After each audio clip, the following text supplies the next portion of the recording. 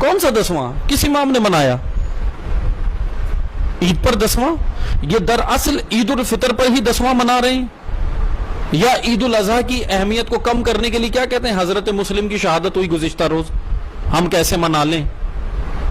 یہ صرف 2 عیدوں کے اوپر تمہارا اتنا رجحان کیوں ہے؟ صرف 2 عیدوں کا مس کرنے کے لیے کیوں ہے اتنا زیادہ؟ اگر 10واں ہی منانا ہے تو خالی عید الفطر اور عید الاضحیٰ کیوں؟ 10واں ہی منانا ہے تو عید غدیر والے دن حضرت مسلم کا یا امام باقر کا بھی 10واں منائیں، اگر 10واں منانا ہے۔ امام باقر کی شہادت ہوئی نا 7 ذی الحج کو، وہ پھر آپ 18 ذی الحج کو 10واں امام باقر کا مناؤ۔ اگر 10واں ہی منانا ہے تو 8 ربیع الاول کیوں 9 ربیع الاول کیوں عید زہرا منا رہے ہو؟ اس دن امام حسن مجتبی اور رسول اللہ کا 10واں بھی مناؤ۔ 10واں منانا ہے، اگر 10واں منانا ہے تو 25 رجب امام موسیٰ کاظم کی شہادت، 4 شعبان 10واں بنتا ہے، کیوں نہیں بنا رہے؟ کیوں حضرت عباس کا جشن کر رہے ہو؟ 10واں مناؤ۔ کیونکہ یہ وہ لوگ ہیں، یہ دراصل کوئی فرقہ نہیں ہے تشیع میں، یہ دجالیت ہے، ان کے کوئی عقائد نہیں ہیں، یہ فتنہ گر ہیں، فتنے پیدا کرنے کے لیے تشیع میں ڈالے گئے۔ عید پر 10واں، کبھی عید الاضحیٰ پہ حضرت مسلم کا غم، عید کا فلسفہ ہی نہیں سمجھے۔ اب وہ سادہ لوگ، میں ان سے مخاطب ہوں کہ عوام ان کے بے شعوری میں نہ آ جائے۔ یہ مقدس گوسالہ لائے ہیں، جیسے موسیٰ علیہ السلام کے جب پردہ غیب میں گئے، یا اللہ تعالیٰ نے ان کو کوہ طور پر بلایا موسیٰ علیہ السلام کو، تو اس وقت نبی خدا حضرت ہارون کو امت چھوڑ کر کہاں گئی؟ سامری کے گوسالے کے پیچھے، کیونکہ وہ مقدس گوسالہ بنا کے لایا تھا اور کہہ رہا تھا یہ خدا ہے، مقدس چیزیں لاتا ہے، ہر دور میں سامری مقدسات لے کر آتا ہے امت کو گمراہ کرنے، بے شعوروں کو گمراہ کرنے۔ آج کا سامری آیا ہے تشیع کے اندر یہ مقدس چیز لے کر کے عید پر اب یہ خرافات ڈالتے ہیں، بدعتیں ڈالتے ہیں، اور سادے لوگ کیا جواب دیتے ہیں جب ان کو بولو کہ بھائی یہ 10واں کیوں کر رہے ہیں، عید پر ماتم کر رہے ہیں، عید پر عزاداری کر رہے ہیں، تو کیا کہتے ہیں؟ کرنے تو مولا کی عزاداری ہے، کوئی غلط کام نہیں ہے۔ اس کو کیا کہتے ہیں؟ آپ کیا کہیں گے؟ بدعت حسنہ، کہ اچھی بدعتیں تو ڈالنے دو۔ اسلام میں بدعت حسنہ بھی ڈالنا جائز نہیں ہے۔ یہ سادہ لوگ ہیں، یہ آ کر گمراہ کرتے ہیں کہ جی یہ ہم تو ماتم ہی تو کر رہے ہیں، ہم کسی کو کیا کہہ رہے ہیں؟ نہ، عید کے دن ائمہ نے جو کیا وہ کرو۔ تم یہ کون سا دین لے آئے کہ عید کے دن جو ہے ماتم شروع کر دیا، عید کے دن عزا شروع کر دی، اور جو اس کے خلاف بولے وہ عزا کا دشمن ہو گیا۔ تم عزا کے طرفدار ہو، اور جو تمہیں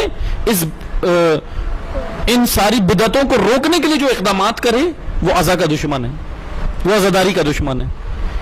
اس طرح یہ پروپیگنڈا کرتے ہیں، اس طرح یہ سنت معاویہ پہ چل رہے ہیں، چونکہ پروپیگنڈا کرنا معاویہ کی سنت ہے، علی کی سنت نہیں ہے۔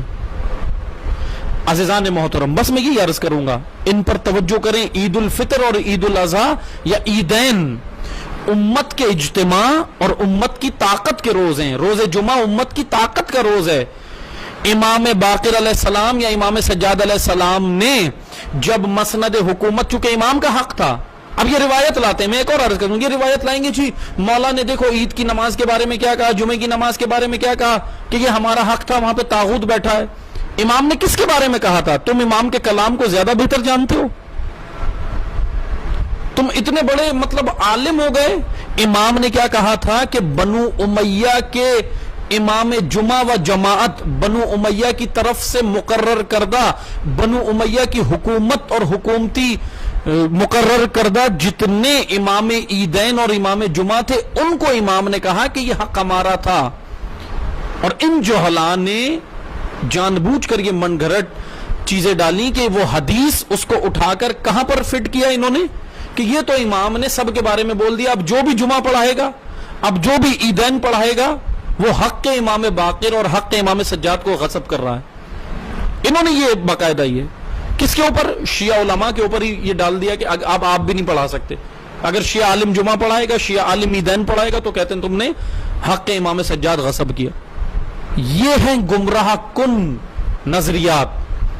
اسی لیے امام جعفر صادق علیہ السلام نے معانی الاخبار میں کہا کہ ہماری حدیث، ایک حدیث جمع کرنے والا، ایک حدیث سمجھنے والا 1000 حدیثوں کو صرف جمع کرنے سے بہتر ہے.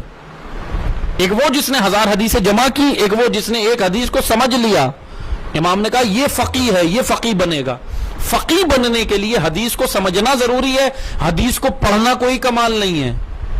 کتابیں پڑھ کے ممبر پہ آ جانا کمال نہیں ہے. کتاب میں سے نکالنا کیا مستند ہے، کیا ضعیف ہے، کون سا راوی مستند ہے، کون سا جو ہے وہ علم رجال کی اصطلاح سے کون سا راوی مردود ہے، کون سا راوی مجہول ہے، کون سا راوی شرط الخمیس میں آتا ہے، یہ دیکھنا، یہ محقق تحقیق کرتا ہے. اسی لیے تدبر، تفکر اور تعقل کا ہر امام نے ذکر کیا. بس آپ توجہ کریں، ان سامریوں کے جھانسے میں مت آئیں. عید الفطر کی اہمیت ہے اپنی. عید الفطر منائیں، عید الاضحیٰ منائیں جس طرح ائمہ نے منائی، ہمارے امام نے منائی. عید اللہ کی عبادت کا دن ہے، عید اللہ کی بندگی کا دن ہے.